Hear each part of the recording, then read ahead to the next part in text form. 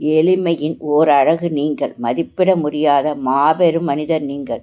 ஒப்பிடவே முடியாத உயர்ந்த மனிதர் நீங்கள். 9 ஆண்டுகளும் உயர்வான ஆட்சி மட்டுமே தந்தவர் நீங்கள்.